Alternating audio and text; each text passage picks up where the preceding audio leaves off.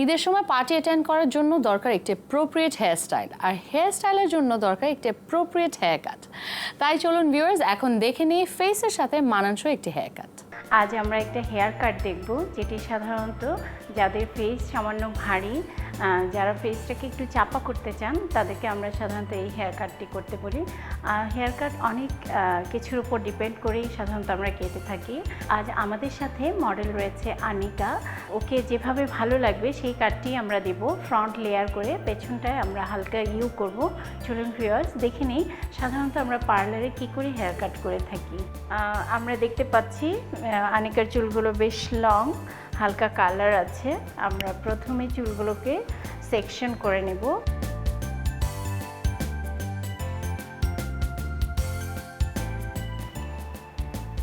আমার পেছনের চুলগুলোকে আটকে রাখলাম।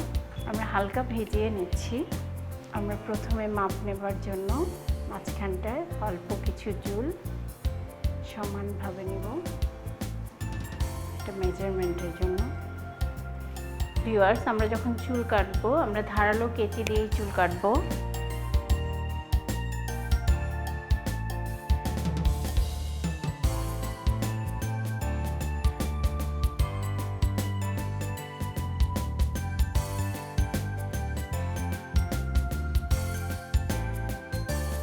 আমাদের ফ্রন্টের কাট কমপ্লিট হলো।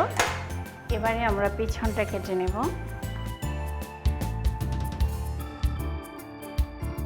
আমরা দেখতে পাচ্ছি পেছনটায় অনেকটা চুল ড্যামেজ হয়েছে।